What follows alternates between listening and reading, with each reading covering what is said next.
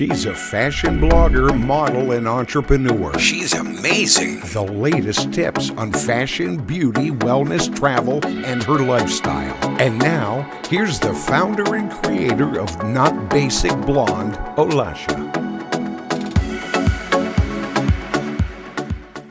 Hi, Brittney. So glad to have you on my podcast. How are you today? I'm good. Thank you for having me. I'm excited. Yeah, thank you so much for being my guest. And always the first question I ask my guests is, would you please tell us about yourself and how did you start your career?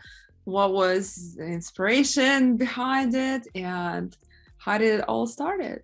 Yeah, for sure. So I'm more commonly known online as Brittney CEO, and I am an online business coach and an entrepreneur. And I really kind of fell into this by accident. I was just so excited to grow my own account back in the day on Instagram, like years ago. And businesses started reaching out to me and they were like, can I get help with my Instagram account? Like, what do you think about this? Could I take you out for dinner? Can you show me what I should be doing? And I was like, this is amazing. I would love to go out for dinner and show you. I had zero intentions of creating a business out of this. And I thought, this is amazing. I get to help other people and I can show them what I know. And it just naturally evolved from there. And now 5-6 years later, I'm still here growing this business, and it's evolved many, many times over, but that's what I spend my time doing. I just work with other business owners, showing them how they can grow online, basically. And do you have courses or do you have special programs? How do you do it? Yeah, I do it a bunch of different ways. So lots of people take my courses, lots of people work with me one-on-one. I have group programs. It's really just based on where you're at inside your business, what you're looking to do, what kind of time commitment you're looking for right now, what goals you have, how quickly you want to get there, all that good stuff. Wow, this is incredible. And what was the starting point for you? How did you decide I will go in this direction and I will just grow in this direction? Or how did you guys do it? No, that's a good question. I actually hired a coach myself. And so I had started to dabble in taking one-on-one clients, and I really had no clue what I was doing back then. And I look back at what I used to charge, and it's just insane to me because I was making hardly anything for the hours I was putting in, but I had no clue. I had no idea what I was doing. I was just kind of figuring it out as I went. And so I hired a business coach about a year into my business, and it helped so much. And she introduced me to the world of courses and programs and how to price them and how to market myself and how to change my mindset and my energy, which has been the biggest shift inside my business for sure. But I definitely had a lot of mentorship along the way. And I know for sure, I would not be here creating all of this without that. That's for sure. Do you think mentorship is very important when you're starting some kind of business or just trying to get ahead in a career? I mean, I know, of course, it is important, but totally.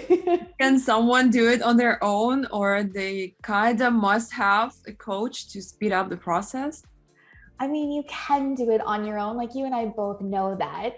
It's just that it's a very lonely journey. I'm sure you feel like that at times.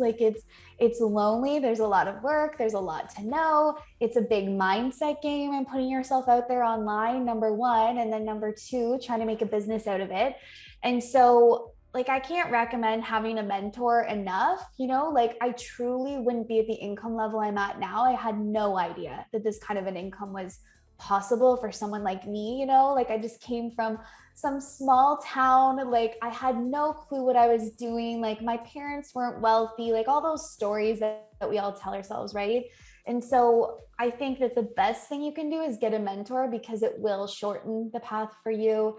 It'll make it a lot less lonely. You can create more. And it's called an investment for a reason, if you're investing so that you can continue to grow and grow beyond anything you could imagine right now. And I think a lot of times when we're looking at getting mentors, it's we look at the expense instead of what it gets to offer us. And so honestly, if you don't have a mentor, I have a mentor constantly. It's not even something that I did just at the beginning. The question I get a lot, because most of the people who are trying to get to the next level, they're not happy at where they are at this moment. And some of them are living paycheck from paycheck and they don't have funds to invest for business coach or someone or a mentor, how would someone that does not have much budget to do so? Yeah, that's such a good question. What I had to do was I had to get another job while I was building like my dream. And so, hopefully that's possible for some people listening to this, and that's something that they could take and do. If it's not, like, pour into the free stuff that coaches are doing, and treat that like you've made an investment in yourself. I think that the thing is like coaches, mentors, like they're constantly giving out amazing free resources, podcasts just like yours. Like there's tons of things that people can tap into, but people don't take them seriously, like you can get people's best advice off their podcasts. Like you can get their great things outside of their free classes, but you got to take it seriously. And the thing about investing in yourself is like, you take it more seriously, So if you're not at that point right now, like immerse yourself in their world as much as possible. Think about getting something as a second job or part-time when you're trying to stabilize your business income, because investing in yourself, like you will just go quicker. I agree. And I, of course, provide so many free resources with my podcast, like you said, and you just have to, like for so many people, you just have to download it and listen to it and take notes on something that you think might work for you. But some people do not put any effort and any work into it, and they just expect huge results, but it does require some effort. Yeah, like it's one thing to like listen to your podcast episodes, understand what they're saying, taking the knowledge. It's a whole other thing to actually like go do it. Go do it. Go put it into your business, into your day-to-day life. And that's like 9 times out of 10 what people are missing is actually just implementing it. Yeah, couldn't said any better. What are your secret content moves for the 2022? Good question. I would say that, okay, like content wise, I mean, it's always shifting. It's shifted like how many different times already this year. I think the best thing that I ever did inside my business, and especially for moves that I'm making online, is I just stopped chasing the algorithm. And so if you're an influencer and you're looking for brand deals, of course, you're interested in your conversion rates and your likes and all those sorts of things. But like where I am in entrepreneurship, like that truly has no impact on the money I'm making. And so I had to divorce myself from the algorithm, and I had to stop chasing that, because that wasn't actually determining how much money I was making. It wasn't determining what my bank account looked like and how many people I was helping. And the minute I stopped chasing that and just focused back on helping people and sharing like what I actually am making a difference in my business with and the kind of moves I'm making, like that's when things began to skyrocket inside my business. So I would say, like, if you are refreshing the likes and trying to look at your story views constantly, like I get it. It's so easy to get lost in. It's the first thing we see when we log into an app, but it was the best thing I did for my content and the growth inside my business. Yeah, it's totally relatable, because sometimes we get caught in this numbers game and we forget about our purpose and why we're doing it and all other things, important things. But do you also use Facebook ads, or do you use Instagram ads, or you just get organic traffic to your account? I'm solely organic right now. And I think that I looked for a lot of other people that were solely organic as well in the beginning, because I had tried Facebook ads here and there and it wasn't working for me. It literally felt like I was lighting my money on fire. And so I searched out a lot of proof to build that belief in myself too, that I didn't have to do it either. And so I've built my business to over $500,000 in income every single year, just purely organic without ads. So if you're someone that's listening thinking like you need ads to be successful, yes, ads can definitely help. And there's tons of people that see lots of success with it, but it doesn't have to be the be all end all. You can do great things just with organic reach too. Yeah, that sounds incredible. But do you also have a newsletter? Do you send out newsletters a few times a week, or do you have an email list? No, I have an email list that I built, and sometimes I offer like free classes and free resources, and that's normally how people find my email list. And then I'm emailing out during launch periods. So if I have a new course or a new program coming up, I send out emails during that time. But my sole focus is Instagram and my podcast. That's where I spend the most amount of time. My team has started to take some of my videos and put them over on TikTok, but our main focus still, and where all of the traffic is coming from, is Instagram and my podcast.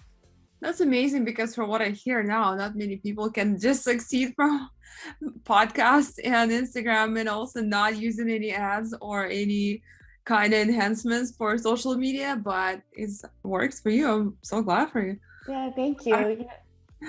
And how can we get a new high value client within a week? Yeah. Okay. So what I always say is start showing more social proof in your week. And so what I mean by that is, like, most people have their open sign turned off all the time on their account and they don't even realize it.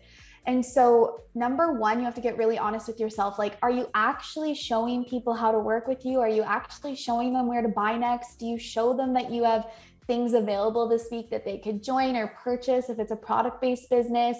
Because most people are shying away from that because they don't want to be salesy and they don't want to be that person online. So they think they're doing it, but they're not. So you've got to get clear on that first, and then show that you actually walk your talk. You know, the life that you say you live, if you're talking about the freedom you have or the ability to travel or the health results you have, like whatever it is for your industry, like, show people that you have that as well. Like, we have to see you walk your talk, and we have to see you do that all the time, because it's deposits inside people's trust that, like, oh, she's seeing results, she knows what's going on, therefore she might know how to help me as well. After that, you need to start showing that your clients have results too. And a lot of people shy away from this as well, but it's as easy as taking a screenshot of a win that a client has messaged you and blocking out their personal information. But if you do that throughout the week and make sure that you're clear about how people can work with you this week, you will call in a client every single time from doing that. The only reason people don't is because what I like to call this is, like, they plant the seed in concrete. You know, they're like, I've tried that before, I've been doing that, it's not working for me. And it's like trying to plant your seeds in concrete. Like, it would never grow inside concrete. So you got to be able to put yourself in the space of success and believe that it's actually going to work for you, because you will prove yourself right literally every single time. That's a really good advice, because sometimes so many people shy away from their achievements and they don't share it much because they think it's not a big deal, but not a big deal for you. But for others, it might be. Like, most of the time we underestimate ourselves, and Totally. we're afraid to be pushy or. Yeah, exactly. Like, we all have those fears, right? Like, I think about that all the time, you know, like, oh, have I shared it too much? Have I been too pushy? Maybe I shouldn't have said it that way. But, like, you are helping light the way for other people in doing that. And so you help no one by staying quiet with that. Yeah, absolutely. Can we run a successful business working just a few hours daily? Yeah, for sure. And I used to question this so much. So I know how much you can want this and equally worry that it's not possible for you, because the way that I used to operate my business is I would, like, literally from the moment I woke up, I would open my laptop, start working until I went to bed that night. Like, that's how engulfed inside my business I was. That's how, you know, tied to the hard work and hustle that I was willing to put in the work. And I do think there's an element of being willing to put in the work, but you don't have to put in that kind of sacrifice and hustle to see success. And if you're a science-based person, like, I really don't geek out over that kind of stuff. But if you are, there's tons of studies on productivity that they've done where they show that basically your best, most productive hours are only for a few hours a day. This whole, like, 8-hour work day thing, like, it was something that we invented, but it's not actually how productive you are throughout the day. So especially as an entrepreneur, you have to get yourself out of the mindset of hours in equals your success out. If that were true, millionaires and billionaires physically could not exist if it was just about the hours that you put in. And that was, like, the first mindset shift I really had to make to be able to start working towards this, because otherwise I was still glued to the, like, oh, well, I didn't put in 8 hours today, or there's more that I should be doing, or there's more on my to-do list. And it's like, your to-do list will never be finished as an entrepreneur. And so I had to decide, like, what's the lifestyle I actually want to do here? Because I always joke about this, but most of us get into entrepreneurship because we want to have like time freedom and control over our calendar. And then we end up working way more than in a 9 to 5 job. And it's like some kind of sick joke as an entrepreneur, you know? And so I had to get really real with myself. Like, I actually started this to have more time freedom. So am I actually doing that, or am I just lying to myself about that every single week? And so when I got clear on that, I decided like, I actually only want to work a few hours a day, not because I'm not willing to put in the work, but like that's the lifestyle I want to build for my family. And so you really can get down to this, but you need to be able to make the mindset shifts to be able to do this and the strategic shifts to do that. Like, I don't pile on extra things on my to-do list just because I'm very strategic about how much time I spend on social media. I only do the things that are moving my income forward. And because of that, I've been able to cut down the time drastically. I love it. It's like the best advice ever. It's about being not just busy, but being productive, and being productive in the right way, where you're productive in a direction where it earns you money, not just productive and, you know, just filling up your calendar, like you said. So I love it. Yes, because mostly entrepreneurs do go on their own to have their own brand, to be an entrepreneur, to have financial freedom and not depend on somebody's 9 to 5 or 8 to 5 schedule, which is the worst. And of course, if you're filling up your day with too many hours, too many tasks that are so unnecessary, it's just like not even working for most of the people. Exactly. Yeah, I couldn't agree more. It's like, yeah, just get honest with yourself about what you actually want for your calendar. Yeah, so true. And how can we normalize the cash flow in our business? Yeah, I'm actually writing a book about this because I think this is really important as entrepreneurs. You know, when I first got into entrepreneurship, people used to say to me like, oh, it's going to take 5 years for you to be successful. I don't know if you've heard that before, but everyone kept saying that to me. Yes, it's always like a law kind of in entrepreneurship. Yeah. They say 5 years. Yeah, It's they're like, starting to see the results. yeah, they're like, you're not going to make money for 5 years. I'm like, that's not why I started this. So what are you talking about? And if that's what you pray over yourself every single day, like that's what's going to be true for you. And I just decided like, no, I'm going to find examples of entrepreneurs where that wasn't true. I'm going to consume their content. I'm going to take on their energy. I'm going to learn everything that they have to share with me. And I just decided to rewrite that rule for myself. And one of those is consistent cash flow. You know, I always heard about businesses who were cyclical and there's seasons and there's times where business is slow, you know, like after Christmas or whatever the times were in August. And it was just like, actually, I don't want that to be my reality. And so I want that to be your reality as well. Like you get to choose what you want here. And so there's a couple of different things when it comes to this. And again, like I'm a big believer about making what I call masculine and feminine energy shifts. So like masculine, for those of you listening who like kind of haven't heard these terms before, masculine is more like you're doing tasks, and feminine energy is more like your mindset, your energy, those kinds of shifts that you're making.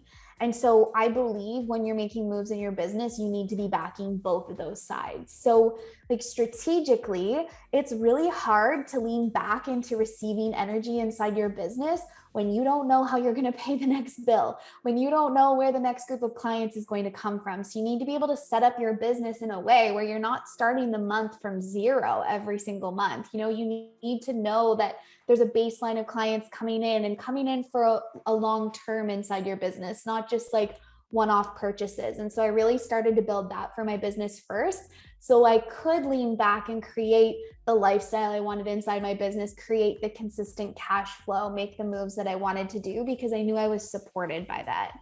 Secondly, I had to make the shifts to believe that this was possible. Like we were saying, you know, like just because they say it has to take a long time, just because they say that you have to be willing to give up everything else in order for this success doesn't mean that that's actually true. Yeah, absolutely. I think so. And mindset plays a huge role in it. And I guess our success depends on our mindset. Totally. What are some of the things we should do when we uncertain about what to do in our business? Yeah, such a good question. I mean, I've been there so many times in my business. So if you feel uncertain right now, like know that that's normal. Like, I don't wish that upon anyone, but we all go through periods of this inside our business, inside the content we're creating, getting tired of different ways we're working and programs. And so, like, the best thing you can do is slow down and get quiet. And it's not normally the thing that you want to do when you're feeling like this. You're trying to problem solve, you're trying to outwork it, you're trying to throw other things at the wall, hoping that it's going to stick. And it's like, you need to slow down for a little bit and neutralize your energy so that you don't make the decision for your business from that fear-based place, from that uncertain place, because you're going to make a different decision from there. You need to be able to get neutral with it, see that there's other opportunities for you, and then make the decision from there. And the best thing I can say is coaches and mentors can help you through that. Like, in periods where I'm like that, I definitely seek mentorship from someone who's currently building a business and lifestyle that I want. That's an incredible advice, because sometimes we make our judgments and we make wrong decisions out of fear, out of desperation, and those decisions don't work in our favor. But to get quiet, of course, when you're stressed out is the hardest part, but it's the most needed part to move forward. And sometimes we do need to slow down to make that next leap and make to the next level. So Totally. Yeah. what are the biggest mistakes entrepreneurs make, and how can we avoid them?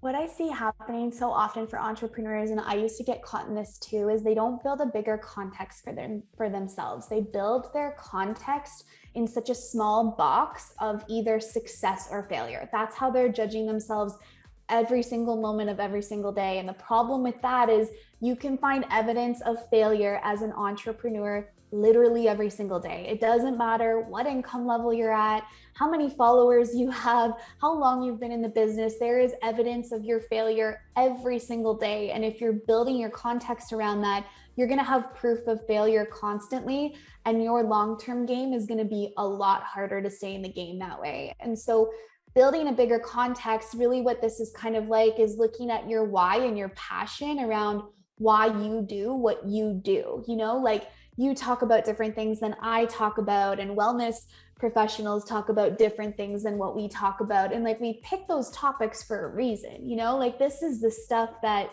you could talk about over a glass of wine with a friend until 3:00 in the morning and not get bored of it. And so how can you go back to your context and building that bigger than just your success or failure? And I know that can seem like so counterintuitive, because all of us want to be successful and all of us fear failure. And if the minute you can move yourself out of that, you will skyrocket your income. You will see your success feel like it comes overnight, but you have to be willing to like make that box bigger than what you're currently doing. That's such a best advice, because sometimes we do limit ourselves, and it's not for the better reasons.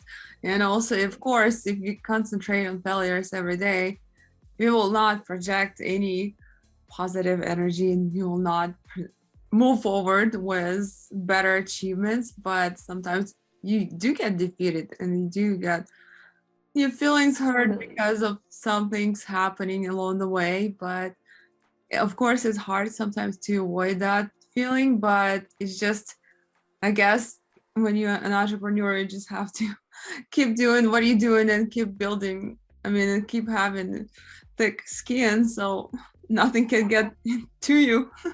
Totally. I always say to my clients, like, when they're comparing themselves, or when they're asking like why they're not at that level yet and looking at other people's successes, it's like, that person's pile of failures is just bigger than yours. That's all that it is, you know? And the minute I could normalize that for myself and see like the people that I look up to online or other influencers, it's like, you know, their pile of failures is just bigger than mine. And if you can be willing to walk with that, you'll win every single time. Yeah, so true. What is your best advice on how can we grow our clients online? Okay, so I have this 5-pillar system that I teach my clients, and there's one pillar that everyone seems to know how to nail, and that's content. We all know we need to share content. We all know that we need to share value, but most people miss the other 4 pillars. And what those pillars are is your it factor, like what makes you different, your audience growth, your energy behind it, which is the mindset piece we've been talking about, your raving fans, and your content. Like those are the 5 pillars. But most people only rely on content and value, and then they're wondering where their clients are. And so you need to be spending time in those other 4 pieces. Otherwise, you're going to continue to feel like you're just creating this content machine and nothing's really being produced because of it. Yeah, I absolutely agree with you, because sometimes it's not just about the content, but it's also interacting with your community and making them feel like they're heard, and sometimes take their advice and feedback, and also asking them questions, because they can tell you a lot too if Totally. you're struggling with something. Totally. Yeah. I'm so glad to have you on my podcast. And where can our listeners find you? Your social handles? What courses do you offer? Your website? Yeah, I'm Brittney CEO everywhere online. So if you just type that in, Brittney CEO, you'll find me. I'm on Instagram, TikTok, my website, and I have my podcast as well. What's the name of your podcast? It's the Underestimate Me podcast, which is funny because you said underestimate me on the I know on the podcast. I was like, oh, that's my podcast. That's incredible. Thank you so much, Brittney, for being my guest. Thank you for having me. Yeah, thank you.